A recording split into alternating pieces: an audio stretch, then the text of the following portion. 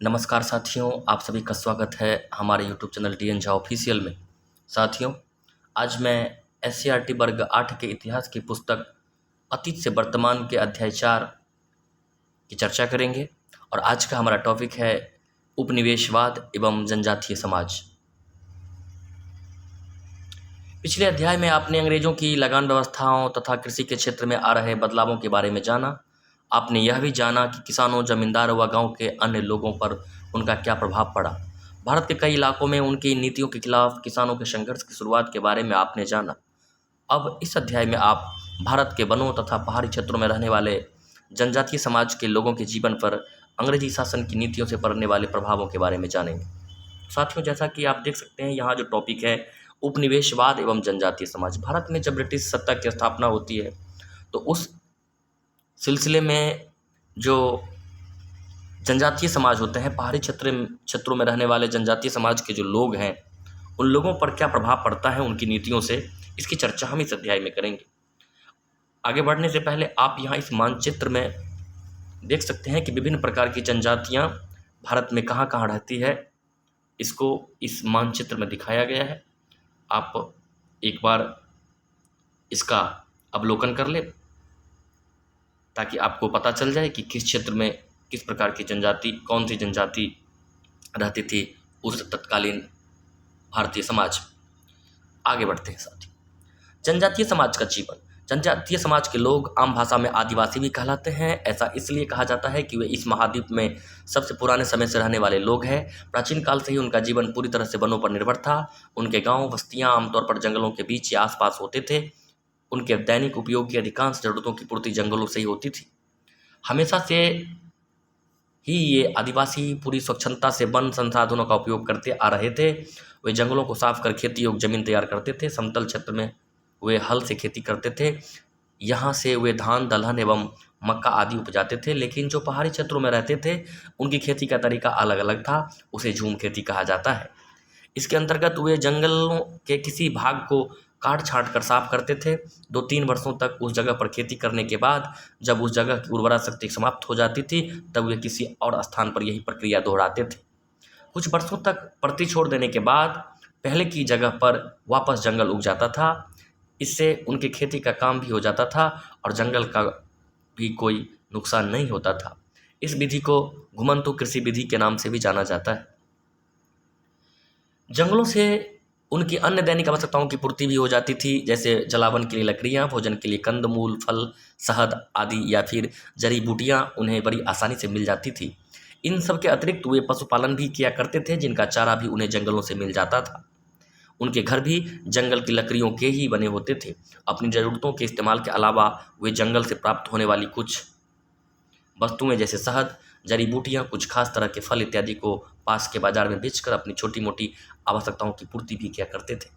आवश्यकता की जो वस्तुएं उन्हें जंगल में उपलब्ध नहीं होती थी, जैसे नमक, कपड़े आदि, उनकी खरीदारी भी वे पास के गांवों के व्यापारियों से जंगल से प्राप्त इन्हीं वस्तुओं के बदले में किया करते थे। हालांकि इसके लिए उन्हें काफ़ी ऊंची कीमत चुकानी पड़ती थी। जनजातीय समाज के लोग भोजन के लिए कुछ छोटे जानवर जैसे हिरन, तितर तथा अन्य पक्षियों का शिकार भी करते थे। शिकार का साधन तीर धनुष या अन्य छोटे हथियार होते थे, मगर ज़्यादातर उनका भोजन जंगलों से प्राप्त कंद मूल, फल और अनाज ही होता था। इनके उद्योग धंधे भी जंगलों पर ही आधारित थे। हाथी दांत, बांस तथा कुछ धातुओं पर की गई उनकी कलाकारी दूसरे समुदायों में भी काफ़ी पसंद की जाती थी। कुछ इलाकों में रबर, गोंद आदि चीज़ें उन्हें जंगलों से मिलती थी, उसका भी वे व्यापार करते थे। आगे चलकर कुछ जनजातीय समुदायों ने लाख और रेशम उद्योगों को भी अपनाया। वे रेशम और लाह या लाख के कीड़े पालते और बाद में उसे बाहर के व्यापारियों से बेच देते थे। आमतौर पर इन गतिविधियों में उन्हें ज़्यादा फायदा नहीं होता था, क्योंकि व्यापारी उनकी चीज़ें बहुत कम कीमत पर खरीदते थे, जबकि उन वस्तुओं के वास्तविक मूल्य काफ़ी अधिक होते थे। इन सब के अतिरिक्त आदिवासी महिलाएं घरों में चटाई बनाने, बुनाई करने एवं वस्त्र बनाने का काम भी करती थी। साथियों, आपने आदिवासियों के जीवन के बारे में देखा, उसमें कुछ महत्वपूर्ण बातें नहीं थी जहाँ से प्रश्न बन सकते हैं। सिर्फ उनका जीवन कैसा था इस पर हमने चर्चा की और आपने अगर सुना होगा तो चीज़ें समझ में आई होगी। आगे बढ़ते हैं। क्या अब यहाँ देख सकते हैं उनके उद्योग को विकसित करने में भी जंगल की भूमिका थी? निश्चित रूप से थी। इस तरह सदियों से पूरी तरह से जंगलों पर निर्भर रहने के बावजूद उनकी गतिविधियों से जंगलों को कोई नुकसान नहीं पहुंचता था, बल्कि वे हमेशा उसकी सुरक्षा करते थे। जंगल के बाहर की दुनिया से उनका संबंध बहुत ज़्यादा नहीं था और वे अपनी शांत और सरल जिंदगी से संतुष्ट थे। लेकिन उनकी ये संतुष्टि अंग्रेजों के आने के बाद बहुत दिनों तक नहीं बनी रही। अर्थात अंग्रेजों के आने के बाद उनकी जो जीवन शैली थी उसमें बदलाव होना शुरू हुआ। अंग्रेजों द्वारा स्थापित व्यवस्थाओं तथा निगमों का जनजातीय समाज पर प्रभाव बहुत महत्वपूर्ण बिंदु है कि क्या प्रभाव पड़ा, जो आपके चैप्टर का मुख्य बिंदु है, इसकी हम चर्चा करने जा रहे हैं।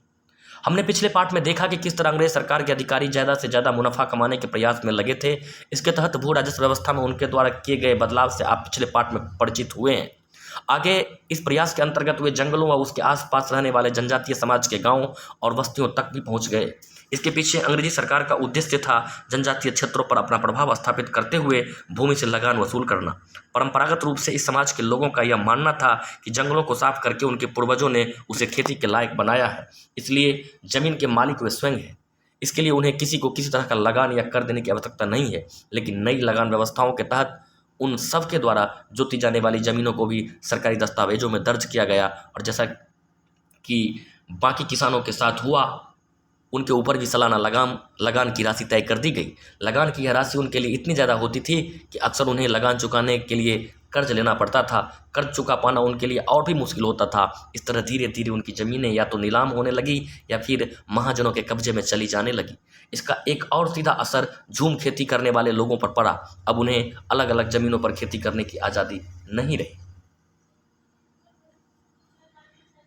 साथियों, समझ गए होंगे कि अब लगान व्यवस्था का प्रभाव इन आदिवासियों के जंगलों पर भी हुआ। आदिवासी ये समझते थे कि ये ज़मीन उनके पूर्वजों के द्वारा, पुरखों के द्वारा जंगलों को साफ करके बनाई गई है, इसलिए कोई लगान नहीं देंगे। लेकिन अंग्रेज़ों की व्यवस्था के तहत इन ज़मीनों पर भी जो है ना लगान लगाया गया, लगान वसूल का जो व्यवस्था की गई। अब इस वजह से क्या होता था, वो लगान ज़्यादा होने के कारण ये तो लगान चुका नहीं पाते थे, तो ज़मीन नीलाम होने लगी, महाजनों के कब्जे में जाने लगी। झूम खेती जो एक स्थान से दूसरे स्थान पर वो करते थे, ज़मीनों का दस्तावेजीकरण हो गया, ज़मीनों की दस्तावेज तैयार हो गई, इसलिए अब झूम खेती करना भी उसके लिए मुश्किल हो गया। अब वो ज़मीन को बदल नहीं सकते थे आसानी से। इस तरह से उनकी परेशानियाँ काफ़ी बढ़ने लगी। इनकी बस्तियों तक सरकारी कर्मचारियों के पहुंचने का एक दूसरा असर भी हुआ। कर्ज लेने वालों की संख्या बढ़ने के कारण अब उनके क्षेत्रों में गैर आदिवासी सेठ, महाजन एवं सूदखोरों का भी प्रवेश हुआ। ये महाजन व साहूकार हमेशा इन प्रयास में रहते थे कि किस तरह इनकी ज़मीनों को हथियाया जाए और उन्हें बंधुआ मजदूर बनाया जाए। अंग्रेजों के समय एक और नई बात हुई। जंगल की लकड़ी का व्यापार अचानक ही बड़ी तेजी से बढ़ा। उस समय कोलकाता, मुंबई और चेन्नई, उस वक्त कलकत्ता, बम्बई और मद्रास जैसे बड़े बड़े शहर बस रहे थे। मिलों, लंबी रेल लाइनें बिछाई जा रही थी और बड़े बड़े जहाज बनाए जा रहे थे। इन सब के लिए लकड़ियों की ज़रूरत थी। सन 1850 के बाद भारत में अंग्रेजों ने रेलवे की शुरुआत की। तब से लेकर 1910 तक करीब 50,000 किलोमीटर रेल लाइनें बिछाई जा चुकी थी। रेल लाइनों के स्लीपरों तथा रेल के डिब्बों के लिए लकड़ियों की आवश्यकता थी। इसके लिए अंग्रेजों ने बड़े पैमाने पर जंगलों की कटाई करना शुरू कर दी। अब देख सकते हैं साथियों कि अब भारत में विकास का काम तेज़ी से हो रहा था। नगरों के निर्माण में, रेलवे लाइनों के निर्माण में, जहाज़ों के निर्माण में, इन सभी जगह लकड़ी की आवश्यकता थी और इसके लिए अंग्रेज लकड़ियों को काटते थे। इससे भी आदिवासी समाज क्षुब्ध हो रहे थे क्योंकि वो जंगलों को अपना पूंजी समझते थे। इसके अलावा इमारतों, खदानों व जहाज़ों के लिए भारी मात्रा में लकड़ी काटकर बेचा जाने लगा। यह काम लकड़ी के व्यापारी और जंगल के ठेकेदार किया करते थे। अंग्रेज सरकार को भी इस लकड़ी के व्यापार में बड़ा फायदा होता था। सरकार जंगलों को काटने का ठेका नीलाम करती थी। ठेकेदारों से मिले पैसों से सरकार को बहुत आमदनी होती थी। जब ठेकेदार बेतहाशा जंगलों को काटने लगे और जंगल तेजी से खत्म होने लगे, तब अधिकारियों को चिंता होने लगी। अगर सारे जंगल कट जाएंगे तो रेल, जहाज और मकानों के लिए लकड़ियां कहां से आएगी। तब उन्होंने जंगलों में नए पौधे लगाने शुरू किए, मगर उन्होंने ऐसा पौधे लगाने शुरू किए जिनकी बाजार में मांग थी। अब जंगलों की जो कटाई हो रही थी तो अंग्रेजों ने फिर से उसमें नए नए पौधे लगाने लगे। लेकिन अब जो वो पौधे लगाने लगे वो ऐसे पौधे लगाने लगे जिनकी बाज़ारों में मांग थी, यानी व्यापारिक दृष्टिकोण से अब वो वनों को लगाने लगे। यहाँ स्लीपर वर्ड दिया है बॉक्स में, लकड़ी का तख्ता जिसके ऊपर रेल की पटरियां बिछाई जाती है, आप सभी जानते हो। वन विभाग बना। तेजी से खत्म होते जंगल की समस्या हल करने के लिए अंग्रेज सरकार ने सन 1864 में वन विभाग की स्थापना की एवं सन 1865 में वन अधिनियम भी बनाया गया। वन विभाग का काम था जंगल की कटाई पर निगरानी रखना और नए जंगल लगाना। वन अधिनियम के तहत नए वृक्षारोपण की सुरक्षा के लिए तथा पुराने जंगलों को बचाने के लिए ढेरों नियम बनाए गए। इन सब का असर यह हुआ कि आम लोगों और आदिवासियों का जंगलों पर जो परंपरागत अधिकार था वह छीनने लगे। वे अपनी मर्जी से लकड़ी काटने, जानवर चराने, फल फूल इकट्ठा करने या फिर शिकार करने के लिए जंगलों में नहीं जा सकते थे। यहाँ तक कि उनका जंगल में प्रवेश भी वर्जित कर दिया गया। अभी तक अपनी आवश्यकताओं की पूर्ति के लिए आदिवासी काफ़ी कुछ जंगलों पर निर्भर थे, लेकिन अब उस पर अंग्रेजी सरकार ने प्रतिबंध लगा दिया। सन 1878 में अंग्रेजों ने एक और कानून बनाया। इसके तहत जंगलों को 2 भागों में बांटा गया। बड़े जंगलों को सरकारी जंगल या आरक्षित रिजर्व जंगल घोषित करके सरकार ने यहाँ अपना नियंत्रण स्थापित किया। अब आदिवासी वहाँ लकड़ियाँ चुनने, वन उत्पादों को प्राप्त करने नहीं जा सकते थे। वन विभाग के कर्मचारियों या व्यापारियों को ही वहां जाने की अनुमति थी। इसी कानून के तहत जंगल के बाहरी इलाकों को तक कुछ अन्य जंगलों को संरक्षित जंगल कहा गया, जिसमें लोगों को जाने की छूट थी, मगर वहां से वे केवल अपने काम की चीज़ें ही ला सकते थे। वे वहाँ पेड़ नहीं काट सकते थे या 2 दिन से ज़्यादा अपने जानवर भी नहीं चरा सकते थे। इन सब कानूनों और व्यवस्थाओं का असर यह हुआ कि आदिवासी लोगों का जीवन बहुत मुश्किल हो गया। सदियों से जिस तरह के जीवन जीने के वे आदी थे, अब वह संभव नहीं रहा। इसलिए अब नए काम धंधों की तलाश में उन्हें जंगल और अपनी बस्तियों से बाहर आना पड़ा। उन दिनों वन विभाग का ज़्यादातर काम ठेकेदारों के द्वारा ही किया जाता था। कुछ ठेकेदार वन विभाग के लिए लकड़ी काटने का काम करते थे, तो कुछ जंगलों के आसपास सड़क बनाने का काम। आदिवासी लोगों के पास अब अपना कोई काम धंधा नहीं था, तो उन्होंने इन ठेकेदारों की नौकरी ही कर ली। यहाँ उन्हें जो मजदूरी मिलती उससे उनका गुजारा हो जाता, मगर अपनी अन्य ज़रूरतों के लिए उन्हें ठेकेदारों और साहूकारों के आगे कर्ज के लिए हाथ फैलाना पड़ता। साहूकारों से लिया गया कर्ज चुका पाना उनके लिए आसान नहीं होता। ये आदिवासी बहुत कम बल्कि नहीं के बराबर पढ़े लिखे होते थे, जिसकी वजह से ये सूद की रकम या महाजन ने उन पर कितने रकम का बोझ डाला इसे समझ नहीं पाते थे। सूद की रकम नहीं चुका पाने की वजह से उन्हें ज़मीन के साथ साथ अपने पशुओं और हल फाल आदि से भी हाथ धोना पड़ता था। आखिर में कर्ज नहीं चुका पाने की स्थिति में उनके पास साहूकार का बंधुआ मजदूर बनने के अलावा कोई चारा नहीं होता। ठेकेदार व महाजनों के अत्याचार से बचने के लिए कई इलाकों में आदिवासियों को काम की तलाश में अपने निवास स्थल से दूर की जगहों पर भी जाना पड़ता था। वे असम के चाय बागानों तथा हजारीबाग एवं धनबाद के कोयला खदानों में भी काम करने के लिए जाया करते थे। ऐसी जगहों पर उन्हें ठेकेदारों के माध्यम से काम पर रखा जाता था। यहाँ भी ये ठेकेदार उन्हें बहुत ही कम मजदूरी देते थे और अधिक से अधिक मुनाफा अपने पास रख लेते थे। साथियों, आपने देखा होगा यहाँ पर कुछ फैक्ट है कि भारत में जब वनों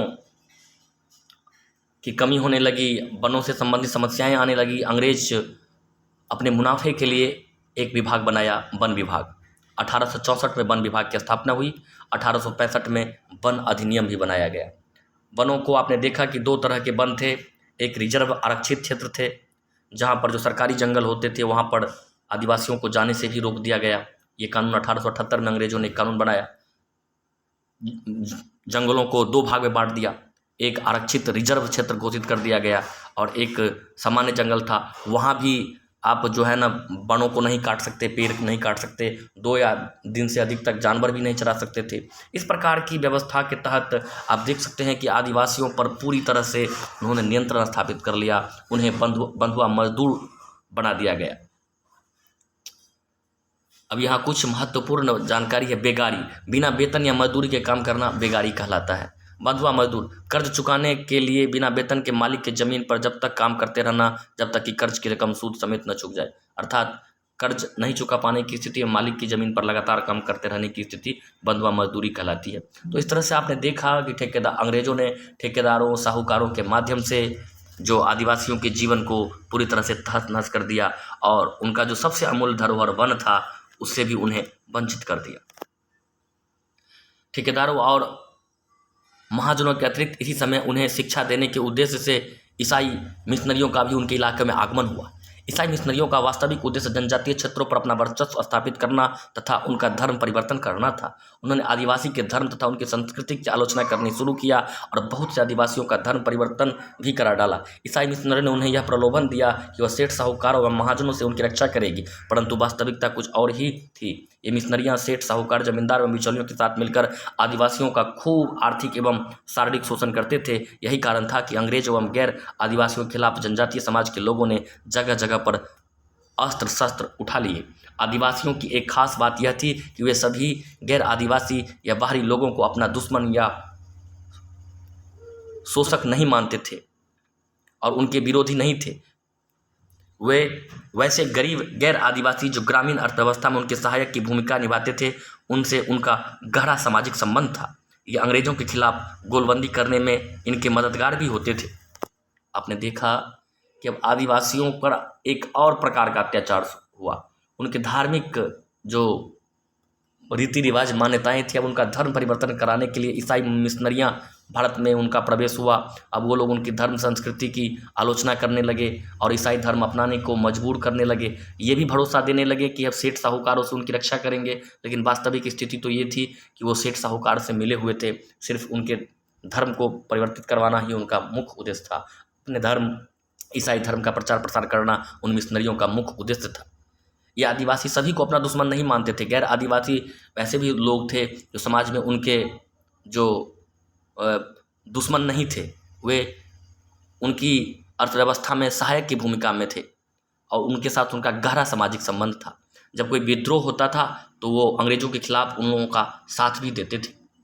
अब साथियों, जनजातीय विद्रोह का स्वरूप आपने देखा कि लगातार आदिवासियों पर अत्याचार होते गए और स्वाभाविक है कि जब अत्याचार की एक सीमा लंघ जाती है तो आदमी विद्रोह करता है। तो आदिवासियों ने भी अब विद्रोह करना शुरू किया और अंग्रेजों के खिलाफ वो लोग अस्त्र शस्त्र उठाए। हालांकि अंग्रेजों के आधुनिक अस्त्र शस्त्र के आगे वो लोग टिक नहीं पाए, लेकिन अंग्रेजों को उन्होंने बहुत परेशान किया। तो अब अगले के क्लास में हम जनजातीय विद्रोह के स्वरूप और कहाँ कहाँ कौन कौन सी जनजातीय विद्रोह हुई उसकी चर्चा करेंगे। साथियों, अगर आप हमारे चैनल पर नए हैं तो निश्चित रूप से हमारे चैनल को सब्सक्राइब करें। आप हमारे वीडियो को अगर देखते नहीं हैं तो एक बार सुनें। निश्चित रूप से सभी प्रतियोगी परीक्षाओं के लिए महत्वपूर्ण प्रश्न आपको यहाँ से मिलेंगे। अभी अभी हमने जंगलों की बात की कि जंगलों की कटाई से संबंधित जो था ये बीपीएससी टीआरई 1 में यहाँ से प्रश्न पूछे गए थे और लगातार ये बेसिक चीज़ है जिसकी जानकारी हम सबको होनी चाहिए और यही आपके बीच हम लगातार शेयर करते रहते हैं और आगे भी करते रहेंगे, इसी आशा के साथ कि आप सबका सहयोग मिलता रहेगा। आज यहीं पर अपने क्लास को समाप्त करते हैं। वीडियो को अंत तक देखने के लिए, सुनने के लिए आप सभी का बहुत बहुत धन्यवाद।